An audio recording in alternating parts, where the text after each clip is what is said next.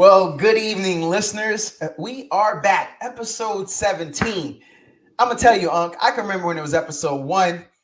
Shout out to one of my college homies, Slim. We call him Slim. Unc, if a dude's named Slim, that sounds like the kind of dude you can't trust, right? It depends on how far y'all go back. If it's a cat that you just meet, like, today, you may got to feel him out or whatever. But if it's a cat from around the way, you know what I mean? Like Yeah, you and my nephew go back, then yeah. you all good because you done felt him out. Y'all done went through the trials and tribulations, and here you out on the other side. It's all good now. You know what I mean? See, that's why we had to get you on. You're a cool dude. But hold on, I got to go back in on that one again. Do Okay. you know anybody named Slim, and how far you trust that brother?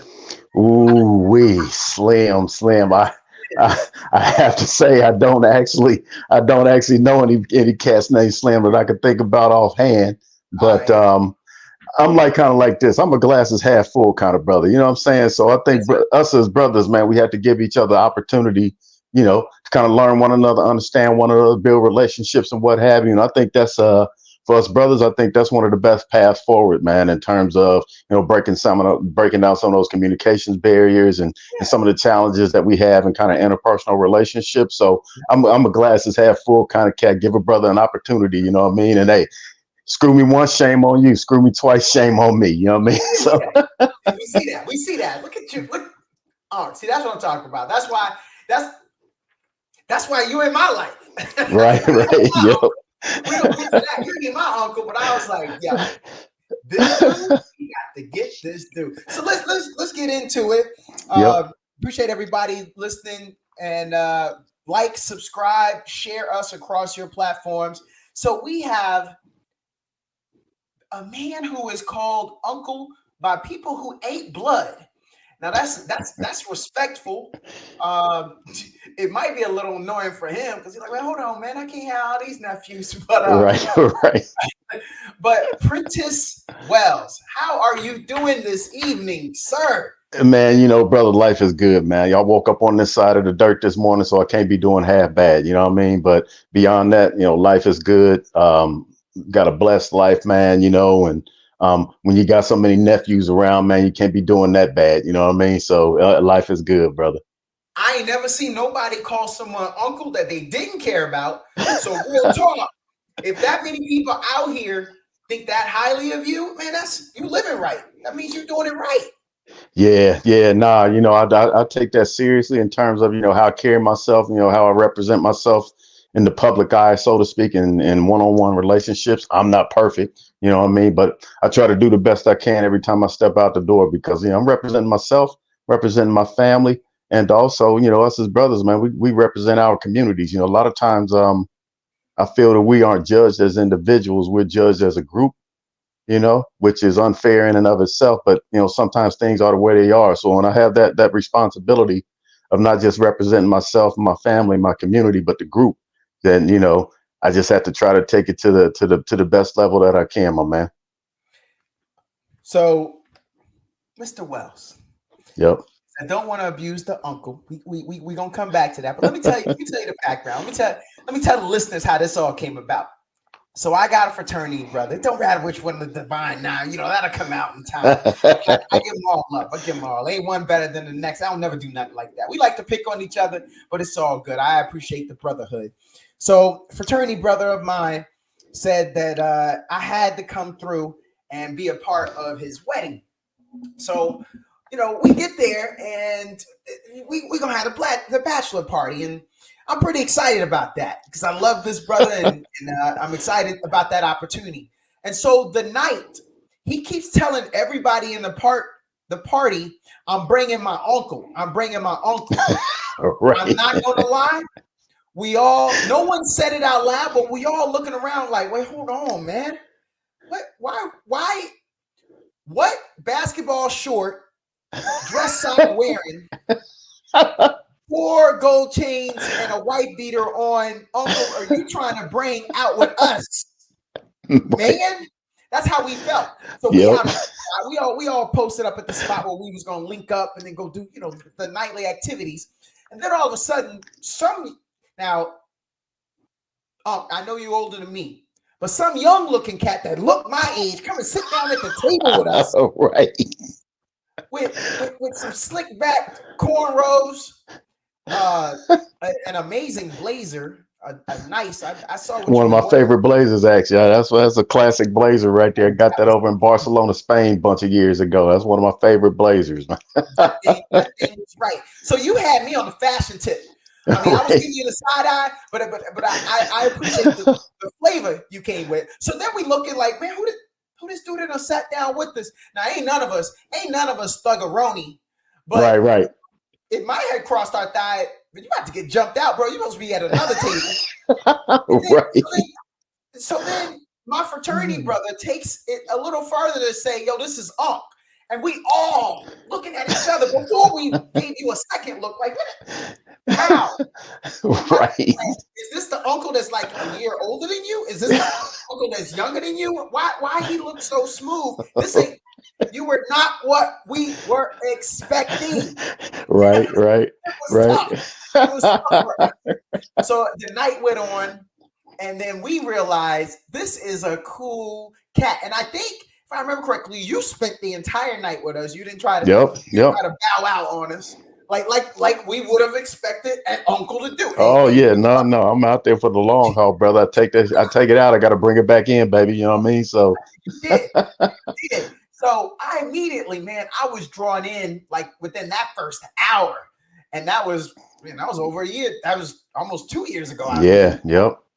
So respect to you, man, because I say in life, it's about the impression. It's about who you are. It ain't even about the words you say. And I can't even tell you the first words out your mouth. It's just who you were as a dude. Right. And I was just like, yo, this is an awesome guy. Well, I appreciate that. We brought that 2 years. And then as I learned more about you, I was like, okay, all right. Yeah. This is, am I getting pumped? Like, is this a made up dude? Right. He is legit. I see why. And that's how it came about. That was my side of the story, and I'm sticking with it. Yeah, that was a great night, man. And shout out to you brothers, man, for holding my nephew down out there. And that brother right there, that young man has come a long way, man. I remember when he first came home from the hospital, you know what I mean? And to go from there to like literally when he first came home from the hospital, I was there, and the brotherhood, the camaraderie, the friendship, the love, the respect, the admiration that you brothers show for one another that night when I met y'all. But as I continued to hang out with y'all that entire weekend, it was a freaking classic weekend, baby. That was an epic weekend. And it just reinforced what I already thought about my nephew. When you can see folks that your people hang around, the friends that they attract, the network and the community that they build, it lets you know that, hey, what little part I had in this brother's life coming up, I did my part. So yeah, I appreciate that. That was a heck of a night right there. I see what you're saying there. And you're right. We are a collection of those who are our mentors. I mean, look who he was looking up to. I mean, and we're gonna get to it a little bit more in this in this conversation, but I mean, you ain't exactly who would want to fail Uncle Prentice. I mean, right. I forgot. Listeners. Now he a cool cat. For those who won't be watching this on YouTube, he's also a good looking man. Why does he have to look good too? Like that's one of the problems. But let me back up. When he said your name, I'm bringing Uncle Prentice. That sound like an old head. That sound like right. You gonna show up. You gonna give us the double 6-shooters and watch out now. Watch out there now. It sounds like Uncle Prentice. So can we go back? Where did the name Prentice Wells come from? The first name, I don't think I've ever come across a Prentice before you. Yep. So here's what's crazy. The first time I ever met someone named Prentice was I found out about a cousin of mine that I had that I never met before, whose name was Prentice. What? I still haven't met him to this day, but I see, we on social media and what have you together. And his last name is spelled TISS, where mine is TICE. So there's a little bit of difference there. But the story I like to tell is that you may have heard of a movie, Guess Who's Coming to Dinner? Classic. Yes. Spencer Tracy, Katharine Hepburn, Sidney Yes. Poitier, a few other characters and what have you. Sidney Poitier's character in Guess Who's Coming to Dinner was Dr. Prentice. Dr. No. Prentice. Yep. Yep. Huh.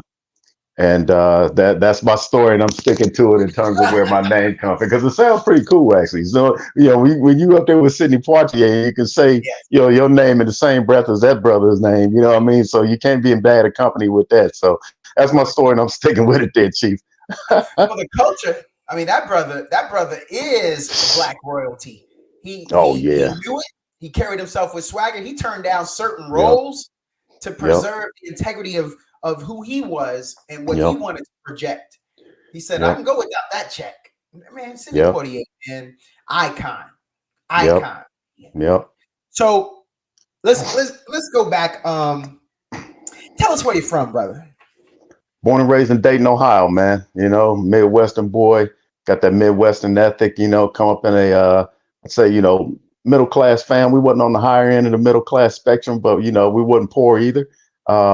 Great family upbringing, man. Great group of friends, family, network around me. But growing up with the men and the women that I had in my life was without a doubt the biggest influence, positive influence that I've ever had in my life and that I ever will. And that goes back to what I was saying about, how I try to carry myself and that type of thing. It starts there, and it doesn't end there, because I have to continue to carry that mail for the future generations, for the youngsters that are coming up behind me and what have you. So, but yeah, born and raised in Dayton, Ohio, man. And, don't regret 1 minute of it as well. I still have a lot of friends and family back there and Dayton. And I don't get back there as often as I would like to. Unfortunately, a lot of times when you move away from the place that you were born and raised at, and you don't have as many family there as you had in the past or what have you. Sadly, a lot of times when you go back, it's for a less than happy occasion. You know what I mean? I'll say that. Yeah. And so that's something that I'm trying to get better at. It's just life is going so fast, man. It's crazy as heck at where I'm at in my life and my maturity. Things the time is just moving so fast, and next thing you know, you look up and wow, it just happened Thanksgiving, or excuse me, Halloween. And once Halloween's hit, it's like 2 weeks later Christmas is here. So it's like yeah. Hey, Yeah. we're gonna come back. I'm gonna put a mental note. We're gonna talk dating, and we're gonna talk about mentors in your life. But oh man, it seems like there is a great opportunity that as soon as Halloween is over, you can get the little jingle bells, and the commercials can have Christmas trees in the background. Because Yep. I don't think I've ever noticed it, but I noticed it this week. I'm seeing that. Yep. Is it allowed? Are we just gonna blow off Thanksgiving? Man, that's one of the biggest pet peeves of mine, man. Can we just get to the holidays one by one? You know what I mean? And that's like, first of all, why the hell you got freaking Christmas lights up, in October? Halloween. Yes. I get it. You got Halloween decorations down. Take them joints down, put them back in the box, and let them rest, and then give you a few weeks off or whatever before you start bringing out the Christmas decorations or what have you. You know what I mean? So I'm like, yo, what all the damn Christmas decorations? Take Christmas decorations being put up, and also Christmas decorations being left up. Why is it March and your Christmas lights is still on? I don't understand that. So so too early and too late, brother. Two pet peeves of mine. But I also say this, okay? I'm a Christmas guy. All right. I love Christmas. And I love Christmas not because of the gifts that I receive, but because of the gifts that I give and the response that I see on the people's faces, man. And especially the kids, whatever, kids, old folks, and folks in between or what have you. That's my gift right there, is to see their response and to see the joy it brings in them, or the surprise, or whatever those emotions are, and just kind of sit back and laugh. And so I don't have to get anything for Christmas. The responses that I get from folks and the looks and the reactions, that's enough Christmas for me right there. There's two things. I'm coming back to the dating. We're coming back to the mentors. There's two things off of that since you offered that, and that's what we want. I'm gonna tell you the two things for me to Mm-hmm. allow you to recall yours. The two best gifts I ever got, and the best gift I ever got, and the best gift I ever gave. So the best Mm-hmm. gift I ever got, I was in a bad place in my life. I just got done with basic training, but I couldn't leave to go to the next Mm-hmm. place because I was waiting on my security clearance. So I'm a holdover, and they wouldn't let me go do nothing else. And at that time, when you're young, I wanted to do it all. I would have done Yep. Ranger, Airborne, Air Assault. You just send me Pathfinder, send me to a school. You can make me a Yep. frog man, and I won't that strong of a swimmer, but I would have done any of that at that time. Right. But they said, nah, you got to wait right here. We don't want you to get hurt. That's why we ain't sending you to nothing. I'm at a bad point. Just broke up with my fiance. Found out she made a decision without me, and for like the direction of her life without talking that over with me. And Mm-hmm. one of my buddies sent me a pair of basketball shoes, Pumas. They were black with the little white Puma stripe. I went and wore them things out. I wore them things out on the outdoor Right. and I was stuck in Oklahoma. Shouts, I got some friends in Oklahoma, but y'all live there your whole Right. life. Y'all know it ain't getting too much love. I don't care if I offend them right here, Unc. And then the best gift I ever gave Unc was a homie of mine. He's gonna be on this podcast, hopefully Mm-hmm. within the next couple of episodes. I call him the best balling chaplain in all of the Army. Okay. He'll take your ankles. He'll probably pray for you at the end, but he's gonna put you on your backside. This dude Pray for your healing. All right. he is legit. And he was deployed away from his family, just not happy. And I sent him a pair of basketball shoes. Man, the heartfelt reply I got from him on like Messenger, he was just like, man, I appreciate it. This was just an amazing gift at a good time. And you reminded me of what I can do in this situation. He a chaplain. Like Right. Uplifted, and I uplifted him. He didn't ask for that. I just sent Okay. it. And it wasn't no special occasion. I just sent it. So Yep. now I gotta ask you, because I know how I felt in receiving and how I felt giving. And since Christmas, because that's the big giving year, maybe your birthday. What's the best gift you ever received, and what's the best gift you ever gave? So does it have to be Christmas? It does not. It does not. Okay. So the best gift I've ever received. Wow. Just off the top of my head, I'll tell you. So starter jackets. Starter jackets were huge back in the day, right? Oh, yeah. Starter jackets were huge, and this would have been in 91. I'm dating myself now, but I'm an uncle, so people know I'm right. Anyway, that's all right. So hey, you a good looking uncle too, right. You gonna fall off. I try to hold it down a little bit, brother. I'm like that used car that you clean up. You got to sitting out out there in front of the house with the for sale sign. You got it cleaned up. You wax it up real nice or whatever. Armor all the tires. Like that's a clean ass car right there, right? Yeah. And then you pop the hood on there. You fired it up, and it's like. So I'm that used car, bro. But we ain't taking the hood on this one. We going on. Right, no, we're not popping the hood on this one. So may pop the trunk, but that's a different discussion right there. Yeah, exactly. So best gift I ever received, just like I said off the top of my head, was the starter jackets. Man, were huge, like in the early '90s, right? And I was stationed in Germany at the time. This was back in my Air Force days, and I got deployed to the desert doing Desert Shield, and then turned over into Desert Storm or what have you. Yep. So I got and not all of my crew got sent over there. It's probably like half of us did, half of us didn't, right? So went to the desert. We did the Desert Shield thing, we did the Desert Storm thing, or what have you. Came back July 3rd of '91. And when I walked into my room in the barracks, I opened the door there. All my folks was there. Maybe they had a barbecue going and this and that and everything. And we had beer and this and whatever. Easy Jesus, you know what I'm saying? We had the whole nine out there. And I got my duffel, man. I'm going to my barracks room to drop my stuff or whatever. I open the door and it's a Cincinnati Reds jacket that's sitting there hung up like where you go hanging on my rack, man, to get where I slept at or what have you. I'm like, where does Red Jacket come from? Yo, P, we got you that, brother, as a welcome home gift. Yo. Yeah. And they knew I was a big Cincinnati Reds fan. The Reds that swept the Oakland A's in the World Series the year prior to that, you know. And so they knew I was a big Red Machine guy, right? And yeah, it surprised the hell out of me, man. And that was very special to me. That cats would be that thoughtful and think about that and put their money together. And you know how it was been in the military, especially in the 90s, man. You wasn't making a lot of money, so to pull your little money together and to do that, that was a big deal, man. That was really special to me. And I still got that jacket today. I still got that. Oh yeah, I still got that jacket today. Yep. That's legit. Yep. Wow. Still got that. And look, it's brand new. Feel like it's brand new. I kept it in great shape, man.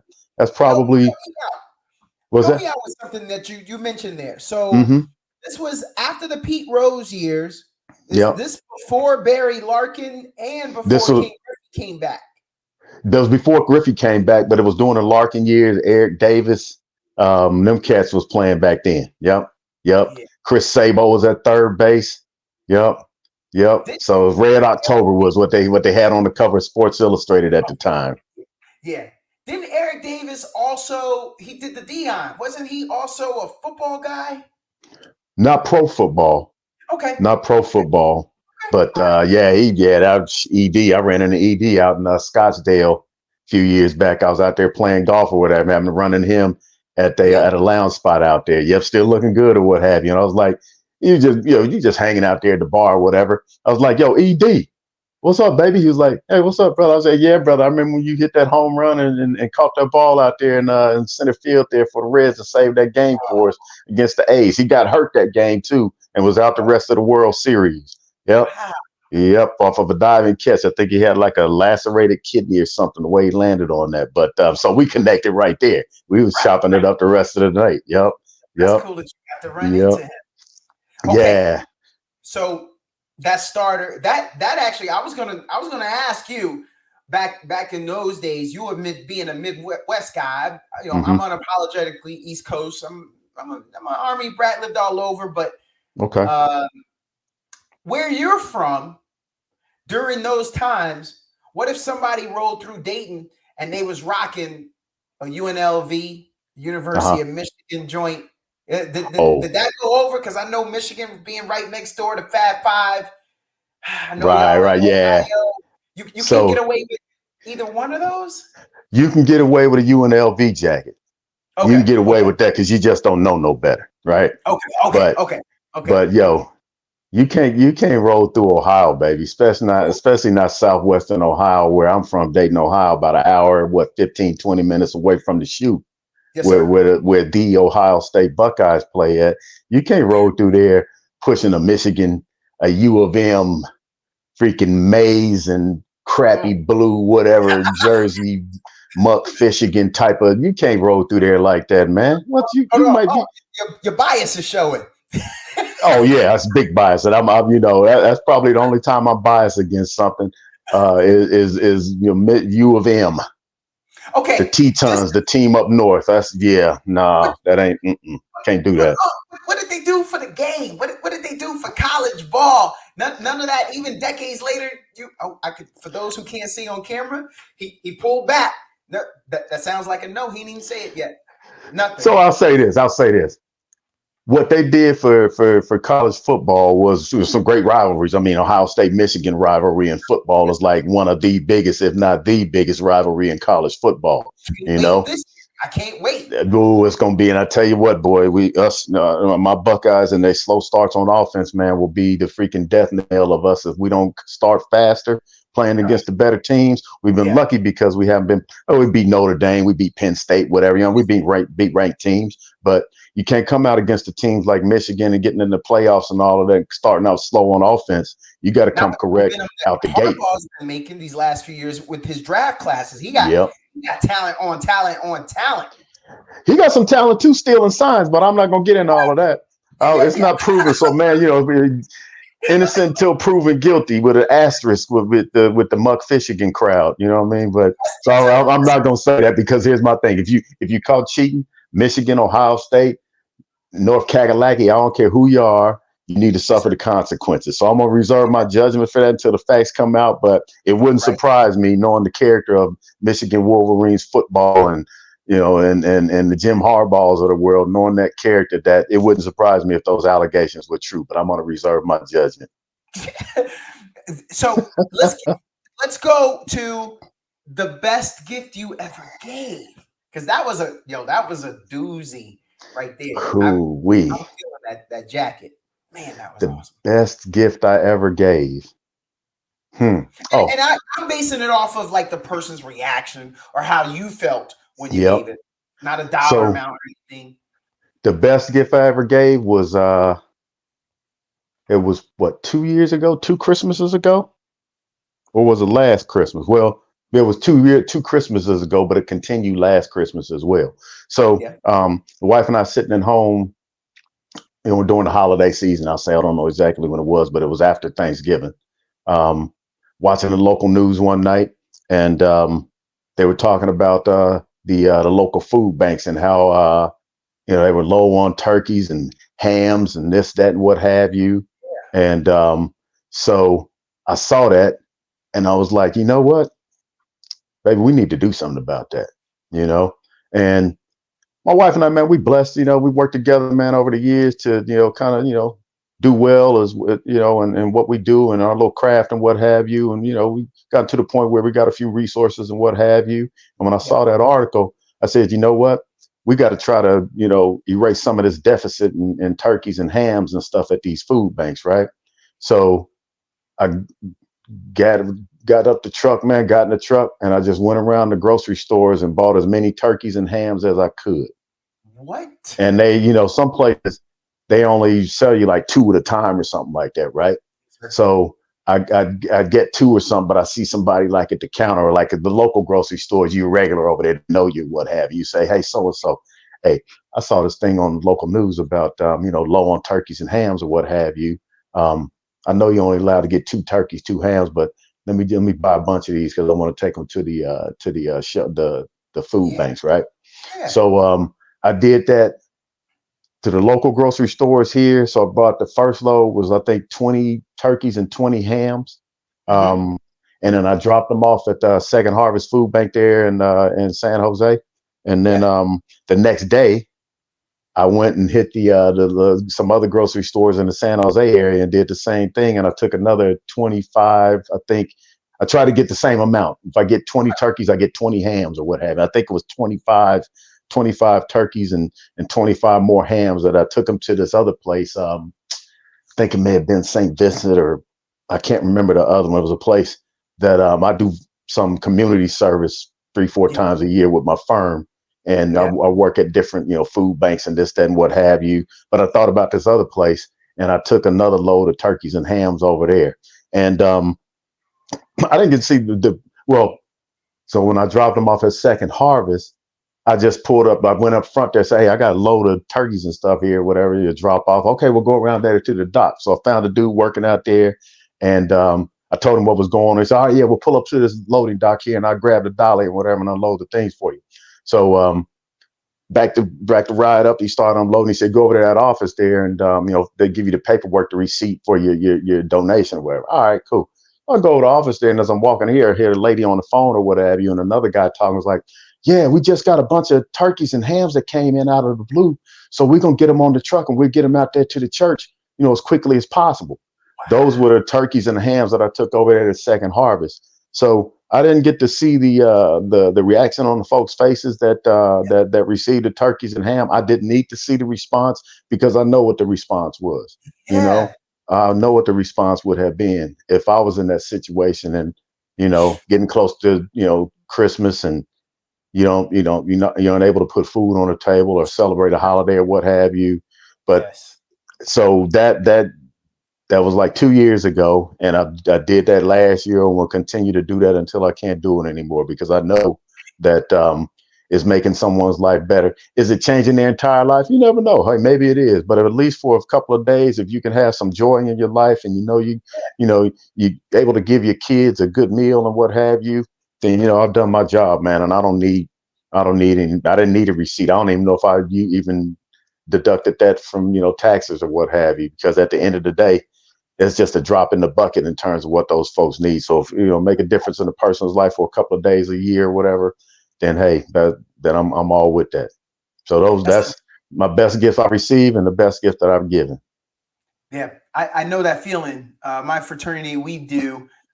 This is the second city I've been in now that what we do is we give out turkeys like that to families, and man, to say what you're saying, to participate in that, I guess I don't even feel like that is mine. But man, yeah, I may change my answer here going forward, because those families. Just Man, looking them in the eye when you hand that over, it's phenomenal. It's a phenomenal feeling. I didn't come from. I wasn't born with a silver spoon in my mouth, and there were some Christmases where I didn't get gifts. Now I never went to bed hungry. Right. We got food, but yeah, there were a lot of birthdays. And a lot of Christmases you knew you weren't getting nothing. So that happens, but that's amazing. Look, for our listeners, we bring it back. Unc, I got 2 last questions before I get you out of here. Okay. So I always ask everybody, who is the most interesting person in your life that you know? Because I believe in the 6 degrees of separation. And what will you do to help me get that person on this podcast? Ooh-wee. So you only get one. The most interesting person in my life, and I've met a lot of different people, man, like in my family, male, female, all around the world. But I always, when I'm asked questions, something like that, I always go to my Uncle Nathan. Wait, my Uncle Nathan. Unc is recommending his Unc? Yeah. Oh, I'm ready for this. Hold on. Yeah. Man. I'm ready for this. So Uncle Nathan is let me see, I think he's probably 90, 91 now. He's like my great uncle. Raised in the Jim Crow South in Memphis, Tennessee. Think maybe 20, almost 30 years in the military, active duty Air Force, Vietnam veteran, Korean War veteran, Purple Heart recipient. And one of the biggest influences in my life, without a doubt. I always say this, man, when it comes to like the influences in my life and my role models, especially on the men's side. First and foremost, the men in my family. Those are my biggest role models or what have you. There's only one. Yeah, there's only one man that's outside of my family that is a role model.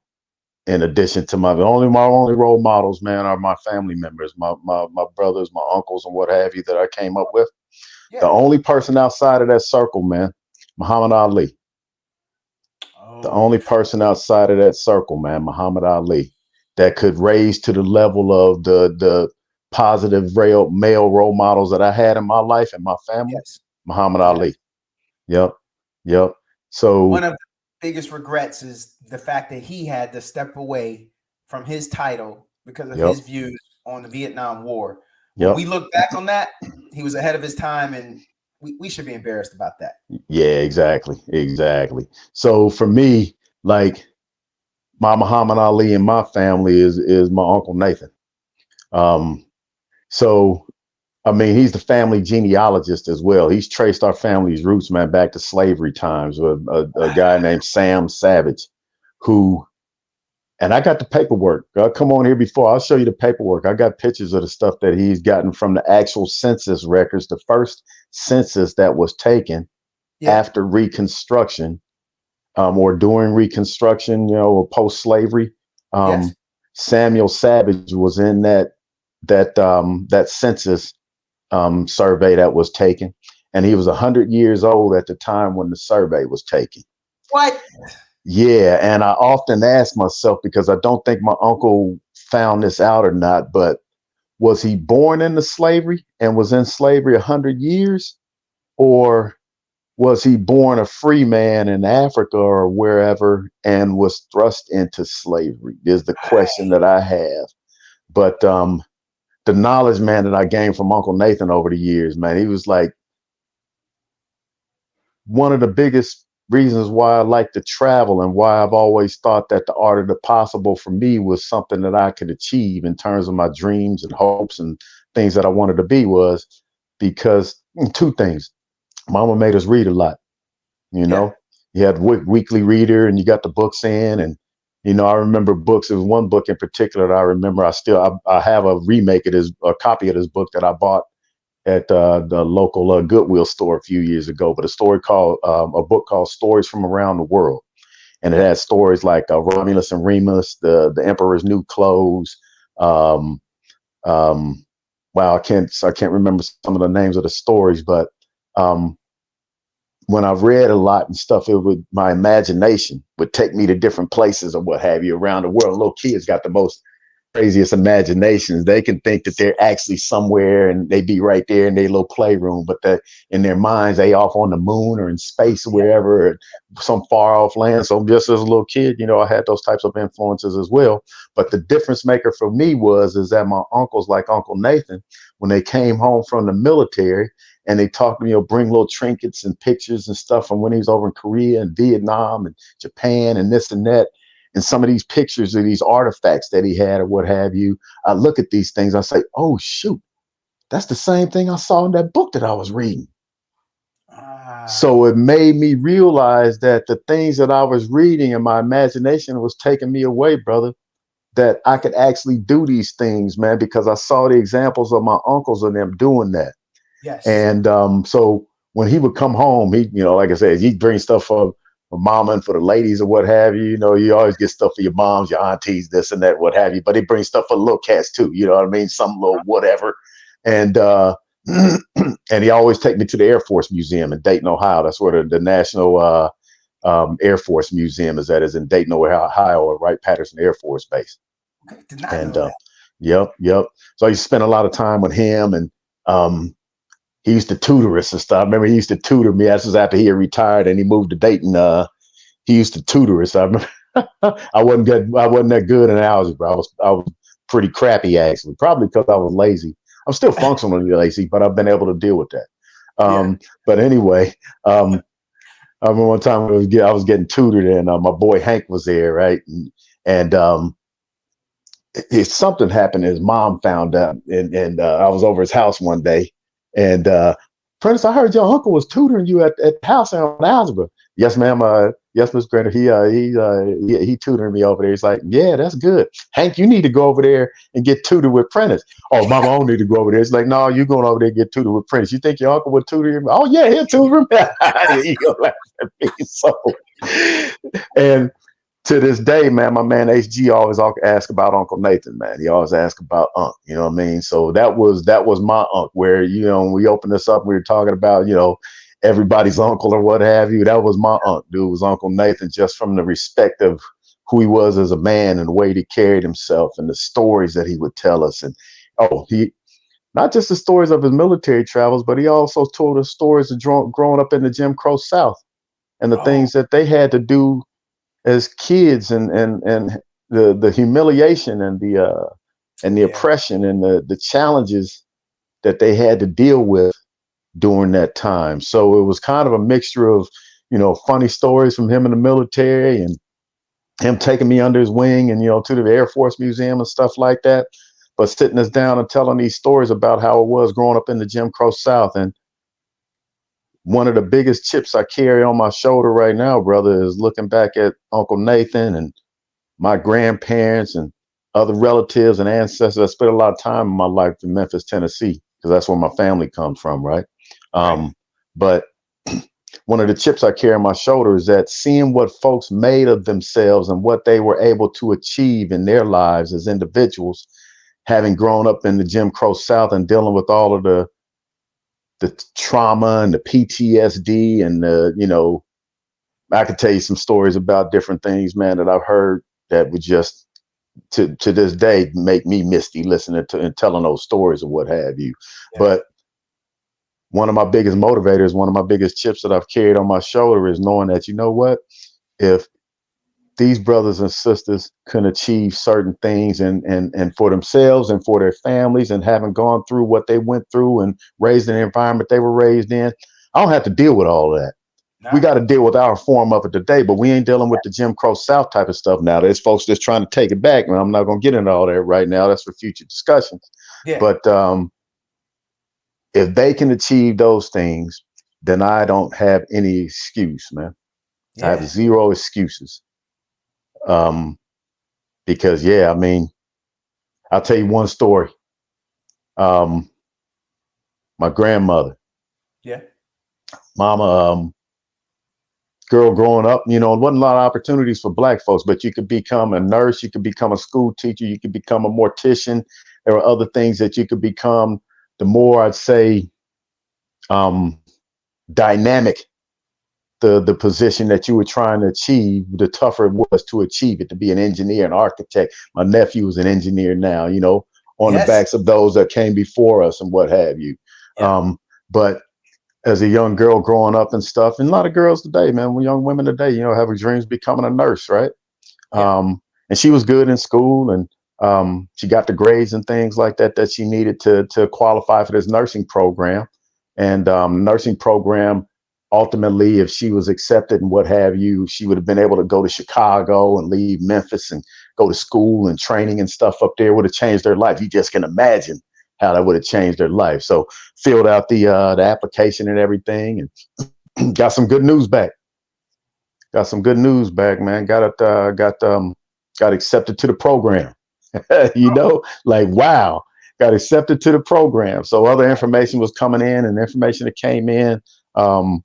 Got a like a registration and orientation day or whatever it was, right? To Yeah. go down, fill out your paperwork for the program, and you know, tell you the details, the ins and outs, and blah blah blah, and you know, head off eventually to Chicago and start your training or what have you.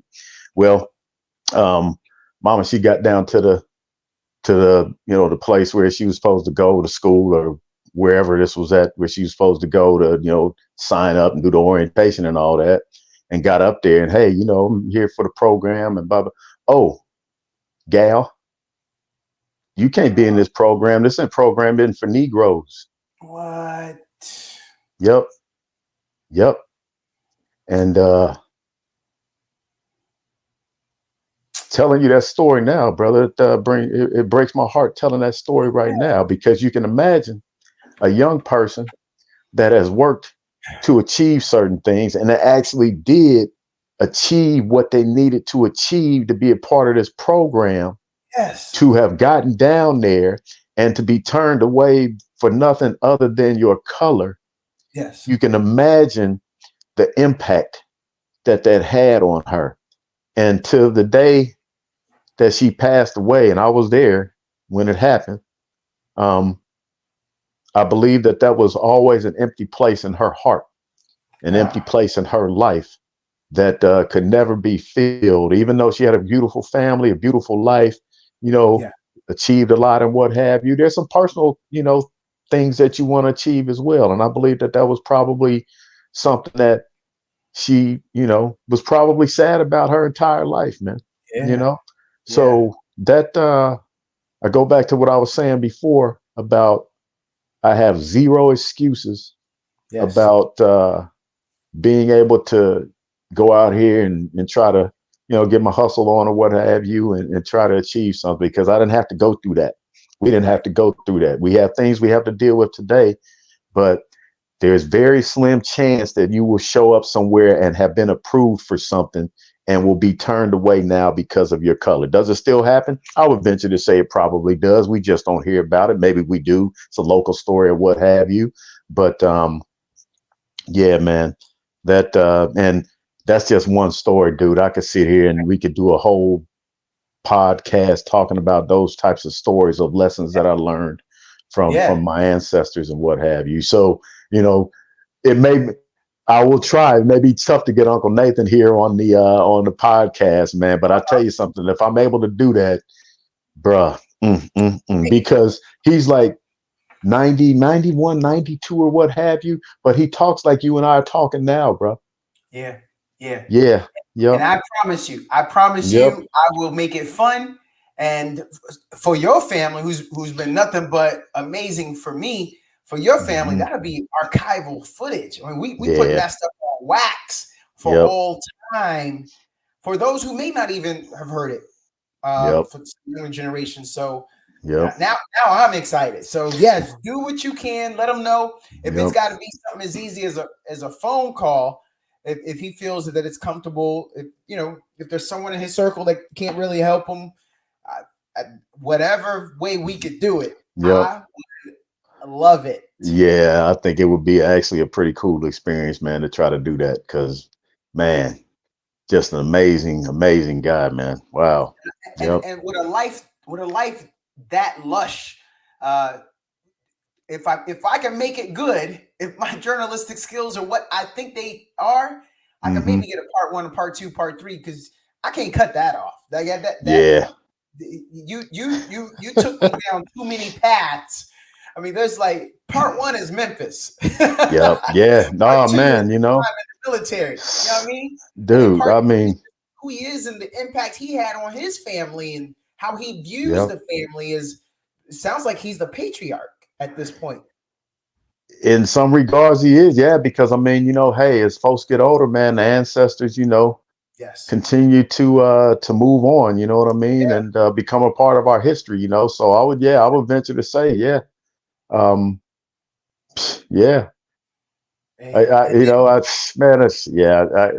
I could tell you a whole lot of stories. He could tell you a whole lot of stuff. I could tell you a whole lot of stories. He can tell you 10 times what I can tell you. I'm gonna tell you this. I hope this doesn't sound in a bad way, but for my listeners, how many brothers you met that are in their 90s? Right. I'm talking life expectancy, and it sounds like you come from a good line of some long living brothers. So kudos to you. # amazing gene. Right. But hey, if y'all got people that's putting up them type of numbers. I just hope I can get get along a runway like that myself, Chief. You know what I mean? So we'll see. We'll see. So my last question before we get out, I want to know what you're listening to right now. Like when you carving them canyons, when you out there in the whip, what you listening to? What's in rotation? Yo, man, I'm an old school cat by heart, right? I'm an old school hip hop cat. You know what I mean? An old school R&B. I listen to a lot of that. I got different playlists and what have you. And we know the classics, the biggies, the Fushnikins of the world, the Fugees and the PEs. And, I can go into a long list of R&B and this and that. But I tell you what, though, there's a brother that I have been listening to. I heard him on like XM radio a few weeks ago. And I could have swear up and down it was a Marvin Gaye song, October London. Have you heard of that, brother? It doesn't sound familiar. October London is this brother. I heard this song playing. I was like, I never heard this Marvin Gaye song. It's a cat named October London. Look this brother up, man. Yo, you will think that you're listening to Marvin Gaye. Like if you close your eyes and just listen to the music, you think that you're listening to Marvin Gaye, man. This brother got an incredible voice. So when I'm saying that, here's the thing too, man. Cats, you don't buy albums and CDs and stuff like you used to. You getting downloads, you getting streams. You listen to individual stuff. You used to be back in the day, man. When I came up, I'm dating myself with this, but again, I'm an uncle. I can say this, where your playlist was a stack of 45s that you put on the turntable, and you had to think carefully about that. You know what I mean?